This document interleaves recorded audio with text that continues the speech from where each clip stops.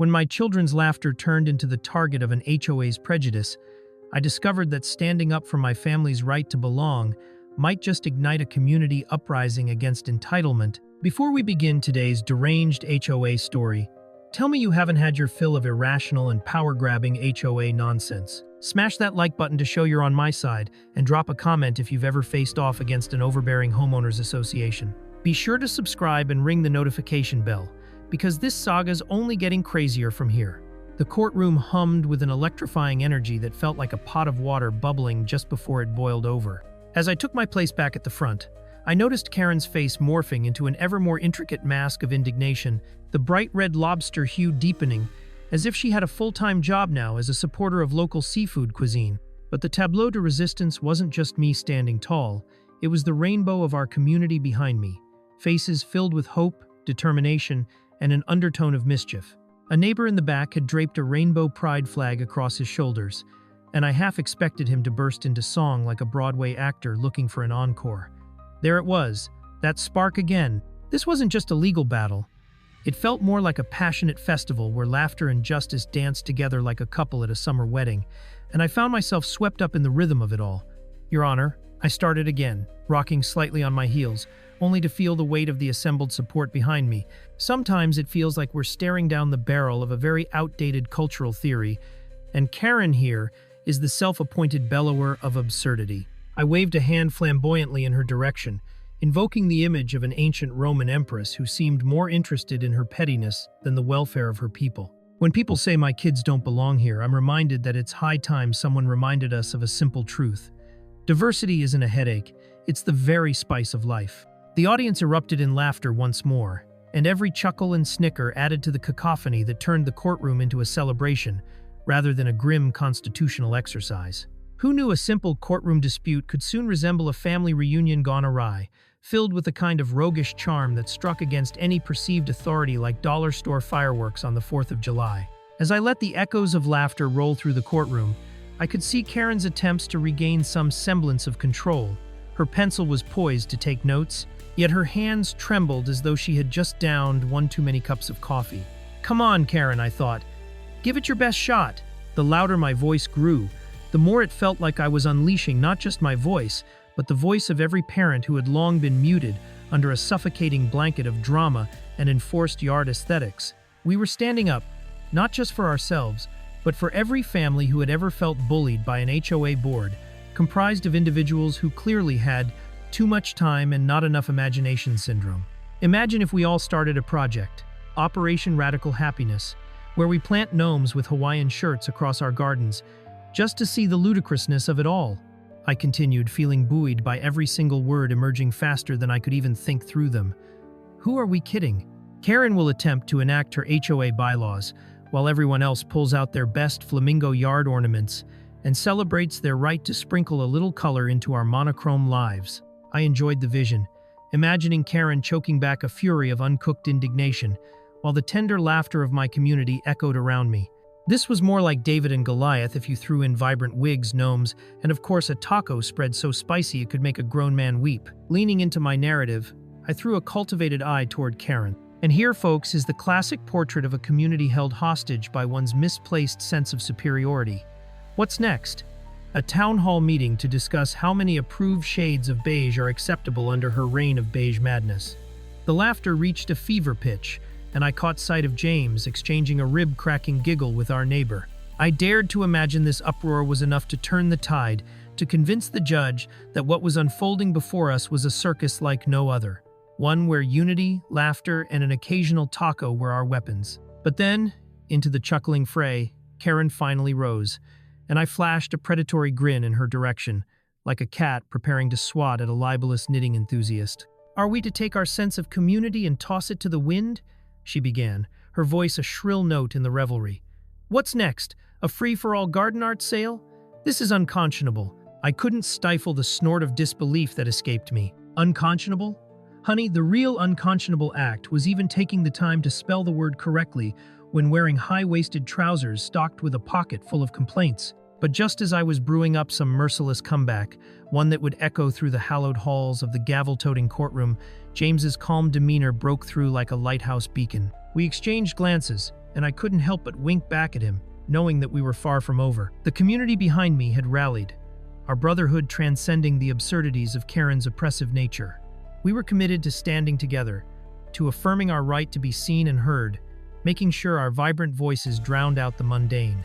Maybe we were challenging an outdated socio-political construct, but in that moment, it felt more like a wild ride in a roller coaster of delightful chaos. The real question was, how far were we prepared to ride this thrill? And just how colorful would our victory over Karen end up being? As Karen's voice droned on about the dire consequences of my supposed insurrection against the HOA, I felt a bizarre mix of pity and amusement.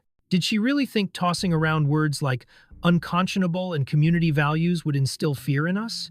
It was like watching a toddler throw a tantrum while the rest of us were just here to enjoy the buffet. Anyway, who needed to abide by her values when our community's definition of belonging was as colorful as a box of crayons?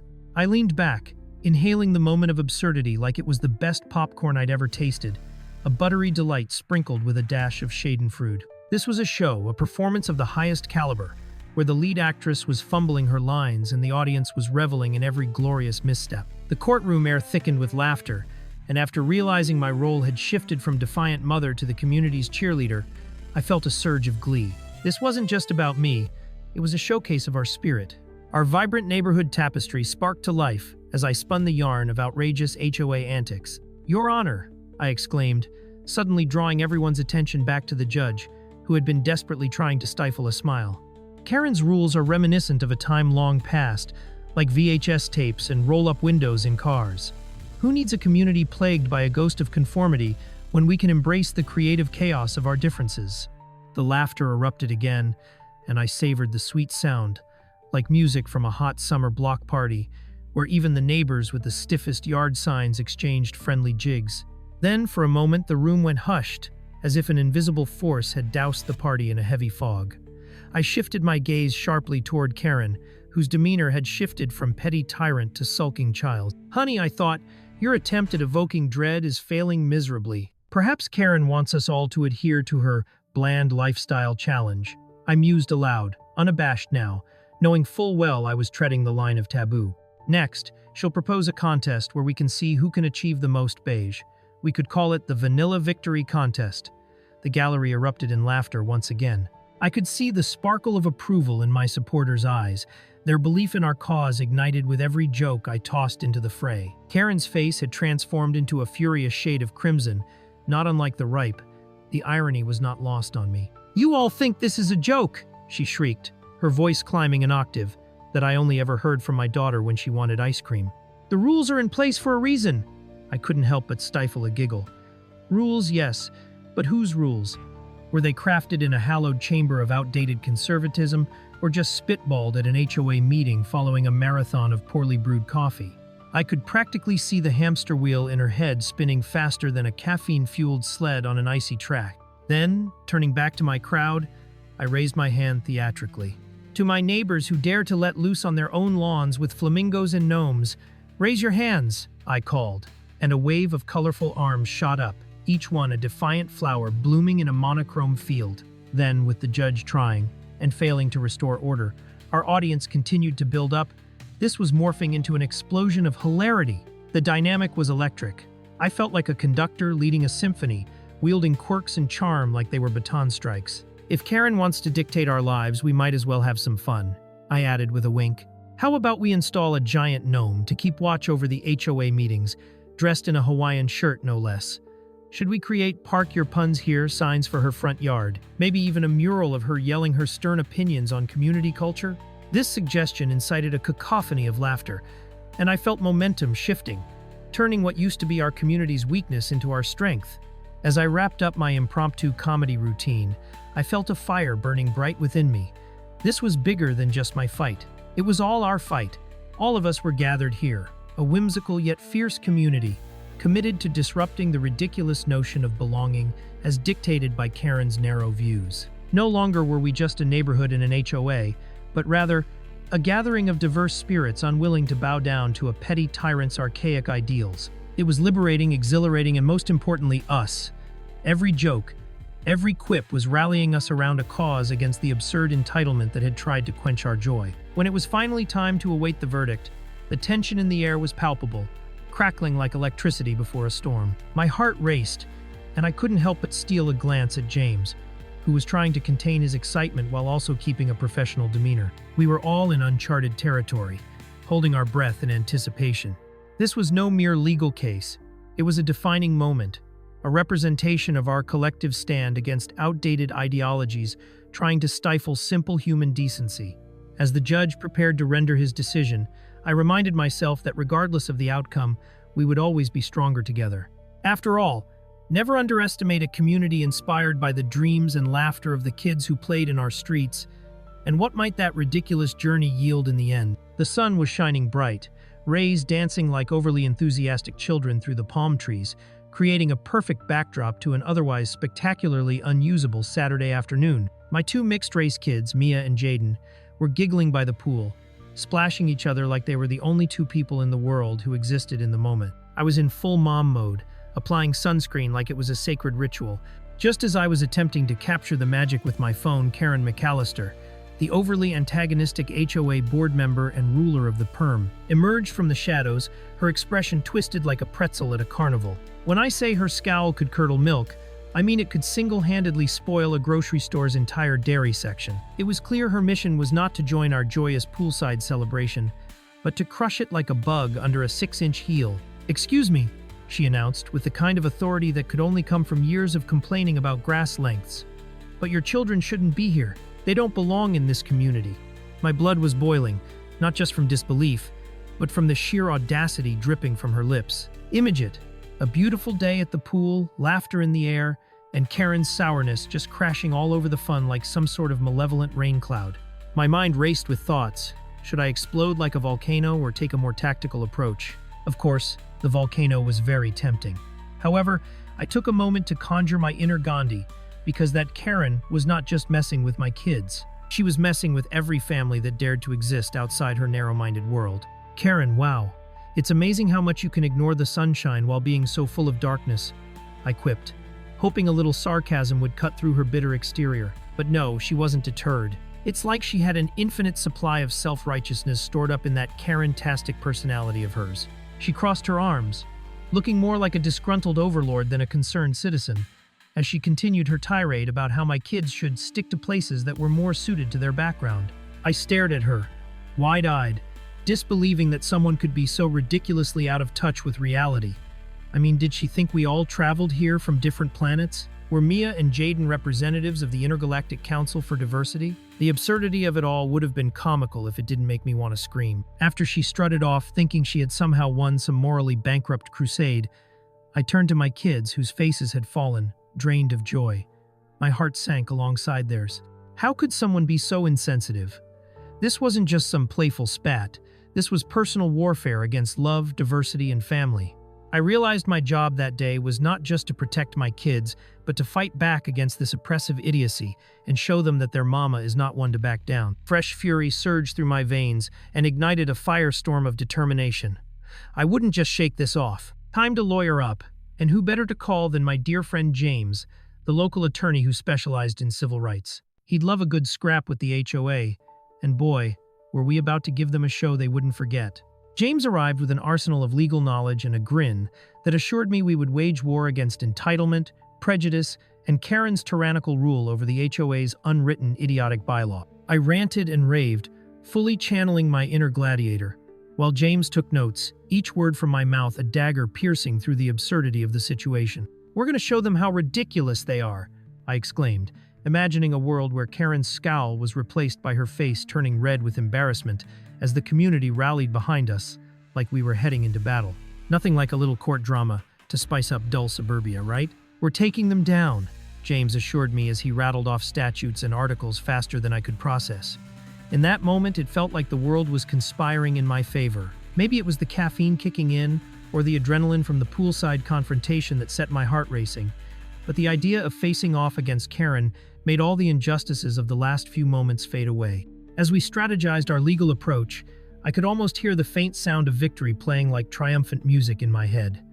The words, HOA Bankruptcy, glimmered like stars in my eyes, so bright and yet so tantalizingly within reach. Just picturing Karen's face upon receiving our notice sparked a wicked smile on my lips.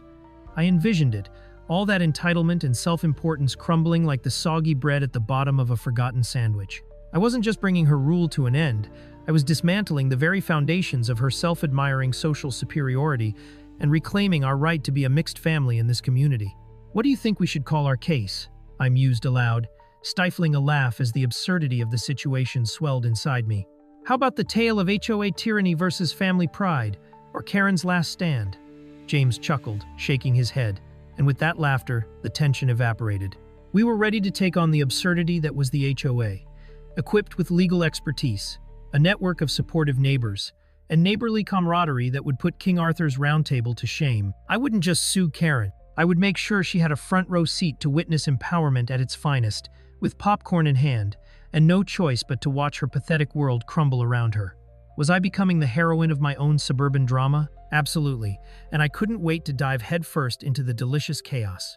In the days that followed my declaration of war against the HOA, it was as if a slow-motion movie unfolded around me. Armed with a stack of legal books taller than my children, James and I dove into the depths of HOA regulations and discrimination laws like treasure hunters sifting through the sands for gold. I can't say I was enjoying the process. Who really loves reading dense legal jargon while sweaty from the summer heat? But I was fueled by an undeniable satisfaction, knowing every paragraph I conquered was another blow against Karen's delusional reign. The more I read, the more I want to rip up all those bylaws and toss them in the air like confetti at a victory parade, I proclaimed, my eyes glimmering with fervor as I read about discrimination protections that made Karen's head practically implode. I started gathering testimonies from neighbors, those brave souls who had been silently suffering under the weight of Karen's absurdity. I organized a community meeting, uniting families from different backgrounds like a band of merry misfits, ready to challenge the misunderstood queen of suburbia herself. Seeing my neighbors, with their diverse stories ranging from unreasonable fines for their hedges being emotionally distressing to restrictions against non-white garden gnomes, yes, I'm serious, melted any remaining tension that had plagued me post-poolside debacle. My energy skyrocketed. People, mark your calendars because we are about to turn the tables on tyranny, I declared, effectively inspiring everyone with either a sense of dread or a frighteningly intense enthusiasm. They had suffered too long. It was time for us to reclaim our neighborhood, one lawn ornament at a time. Meanwhile, the courthouse became my second home, James and I scribbling notes and feeding off each other's determination, like we were setting the asphalt ablaze. Karen was not prepared for this level of resistance. She thought she could just police our family structures with her overbearing self-righteousness. Each motion we filed felt like piling bricks upon the walls of her self-made fortress until the day we could knock it all down. I couldn't help but picture a dramatic courtroom scene in my head, complete with dramatic glares and gasp-worthy rebuttals. Maya Johnson, the grandmother of suburban empowerment. I sometimes joked with James, who would chuckle and remind me to leave the drama for the courtroom and not the popcorn aisle. Upon the discovery of a particularly juicy clause in the HOA's bylaws about inclusivity, or rather the lack thereof, I pictured Karen's dismay as she scrolled through the documents, jaw dropped and face flushed. "Oh, sweet justice, how I adore your often hidden ways," I thought, simultaneously plotting my next community rally where we'd aim to grill the HOA board like an overcooked steak. By the time the court date rolled around, I had my neighbors by my side, each family ready to testify, armed with horror stories about the trials they endured. Each tale became a brick in our collective wall of resilience. In the throes of opposition, I realized I could find humor in this absurdity, crafting a plan to have Karen attend our community potluck, where every neighbor could showcase their ever-unwelcome backgrounds through food. The thought delighted me. As the big day approached, I began to visualize how our courtroom battle would unfold. My mind thrummed with prescriptive preparation.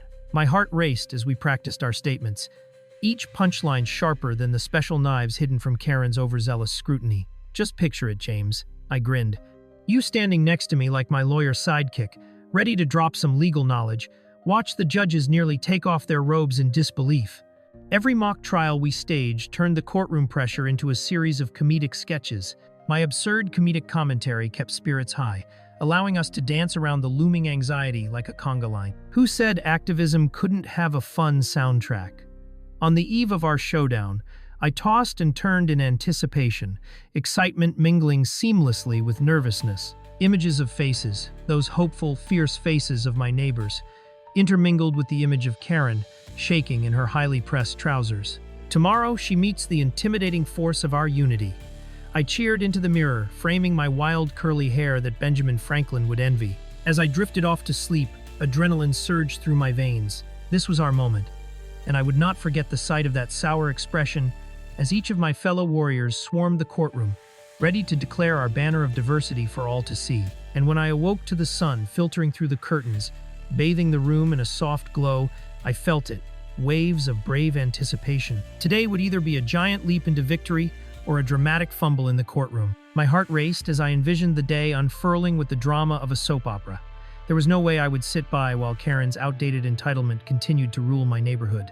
This battle against the HOA was far beyond me. It was a fight for our collective rights and identities, a longing to live freely, love boldly, and burst through Karen's oppressive nonsense like a victorious jack-in-the-box. What other neighborhood heroes were prepared to stand alongside me today in this rich tapestry of legal wonder? I arrived at the courthouse right on the dot, feeling a curious blend of excitement and no small amount of righteous indignation coursing through my veins. The sun glinted off the building's facade like it was winking at me, encouraging my heroic lawyer team and me to charge the gates of suburbia's whitewashed injustices. As soon as I stepped inside, the air thickened. I could practically cut it with a salad fork. My heart raced, and I noticed a strange energy bubbling in the pit of my stomach. Not fear, but sweet anticipation. This was the moment we had worked so hard for, and I was about to face the self-righteous Karen McAllister and her polished squad of lawyers, as though I were David facing Goliath. Honestly, who needed a slingshot when you had a stack of evidence scandalously high enough to make heads spin? As the courtroom doors creaked open, my pulse quickened, and the faint scent of stale coffee mingled with the underlying musk of desperation. I caught sight of Karen, seated with her crew, looking utterly regal in a way only a person desperately clinging to power could manage. I half expected her to flip her perfectly coiffed hair as she sneered at the motley crew of community members behind me.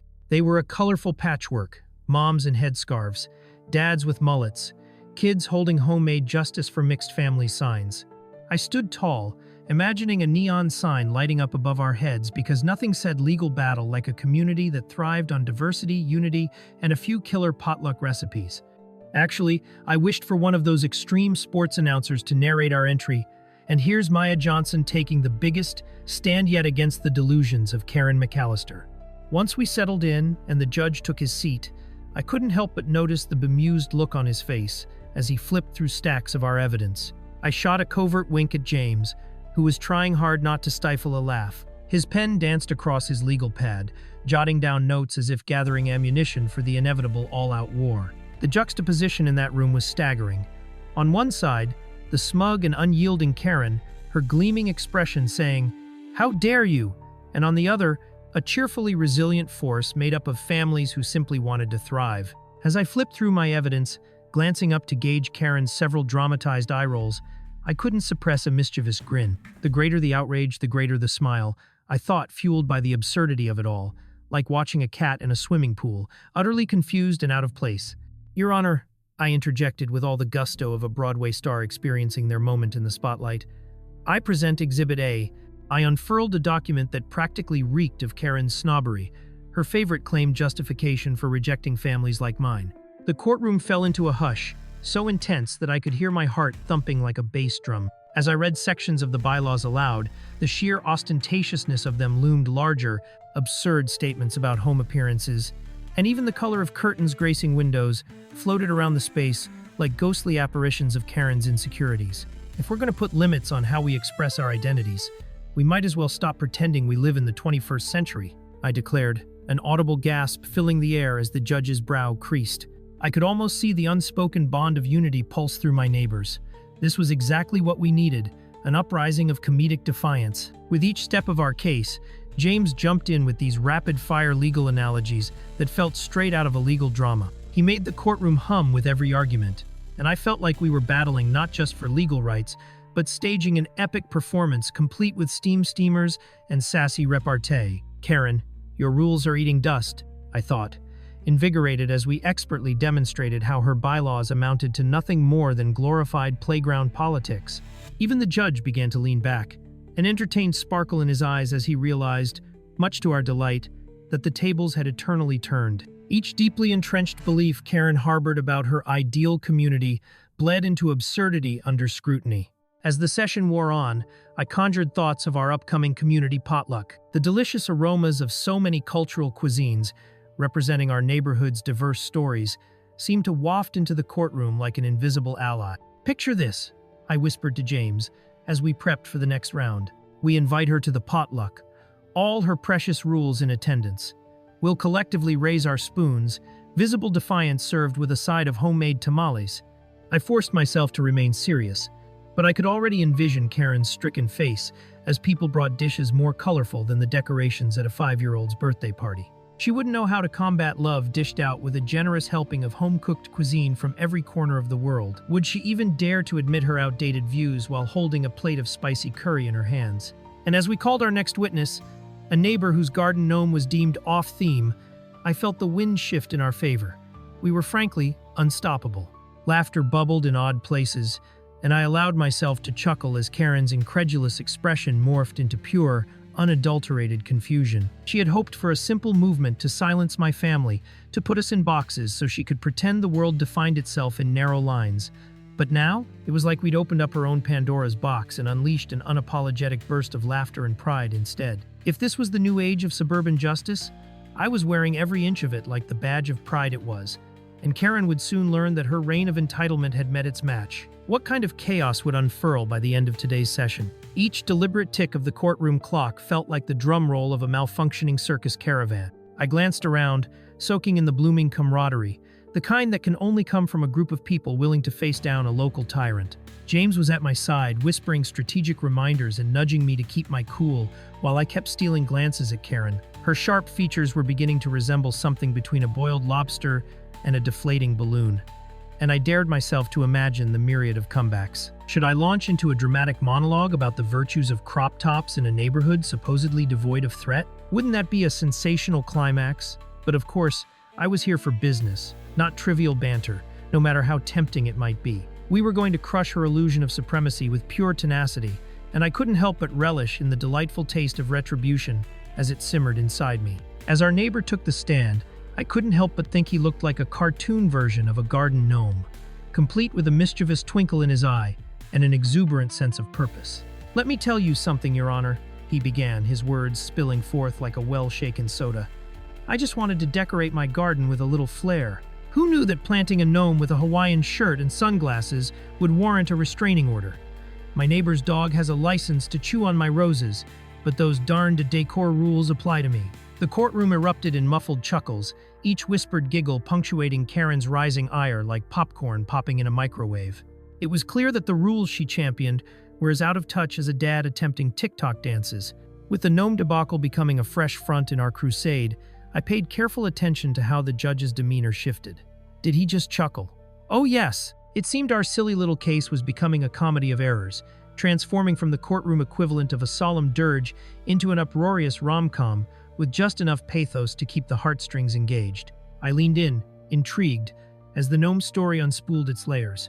Though we were regaling the judge with amusing anecdotes and cheeky antics, behind that jester's mask was a poignant reminder of what Karen's oppressive leadership truly cost our community: our joy, our creativity, and our connections forged through diversity.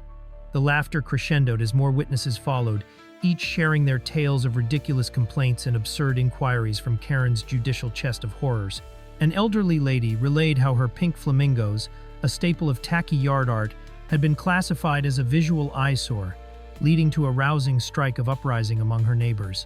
At one point, the judge nearly leaned over his own desk, chuckling alongside the gathered crowd, and I felt a rush that could only be likened to the first church service interlude. Everyone was caught up in the joy of collective disbelief over a woman who patrolled her oh-so-gilded kingdom with the ferocity of a rabid raccoon guarding a trash can. Somewhere in between the testimonies and the raucous laughter, I basked in the camaraderie filling the courtroom like hot cocoa on a cold day. I felt invincible, standing tall, fueled by the vibrant colors of our community coming together, proving to Karen that we were better off as a cacophony than the monotony she so dearly cherished. I leaned over to James, whispering, "Next witness should come in wearing a clown wig, just to keep her on her toes."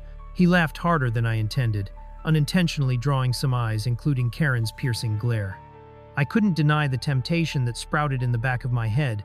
What if we dressed up for the next court appearance? Maybe matching t-shirts proclaiming, "Team Mixed Families, color over conformity, would Karen combust?" I wasn't sure if I wanted her to plot strategy, squinting at lawn decorations, or dissolve into an exasperating heap of confusion. Bravado surged through me as we neared the end of the day. Karen was no longer the formidable specter she once was. Now she was merely a caricature of entitlement teetering on the edge of embarrassment, and I loved every minute of it. Standing defiantly during a brief recess, armed with purpose and really spicy taco dip awaiting at the next potluck, I felt my determination swell. I began to imagine how loud our laughter would be then, like tidal waves crashing against her little fortress of insincerity. Behind us, the families rallied, holding banners with cheeky slogans like "Diversity is delicious" and "Inclusion, the secret sauce." If only every potluck could be this glorious, a flowing metaphor and an edible manifesto sprouting from one deep-rooted desire: togetherness. As I stepped back into the courtroom for our final statement, the anticipation was palpable, each whisper echoing in unison, like the harmonizing swirls of a four-part choir. The judge's measured gaze fell on me, urging me onward, as if waiting for a grand closing number that would unite the audience into a standing ovation. I took a deep breath, letting the collective energy fill me. "Your Honor, today we came here not just to challenge unfair bylaws, but to remind everyone that our community's strength lies in our differences. We are not mere residents. We are a patchwork quilt of stories, colors, and flavors, attempting to pull together under one roof. So, will we keep letting petty disputes reign, or will we embrace the delicious chaos that is our rich diversity?" I finished, heart racing, hopeful, and fiery. Could we beat the odds? Would this courtroom echo with the laughter of unity once more? The whispers vibrated through the air. What came next was a question that refused to leave my mind. How would Karen respond to the tidal wave of inclusivity coming her way? Thanks for sticking around with me through the chaos to the end. Want more high-stakes HOA drama? Check out our recent HOA clash with the video on the right, or let YouTube pick your next wild ride with the video on the left. Whichever way you go, buckle up. There's plenty more HOA insanity on the way. Tune in again for more HOA chaos.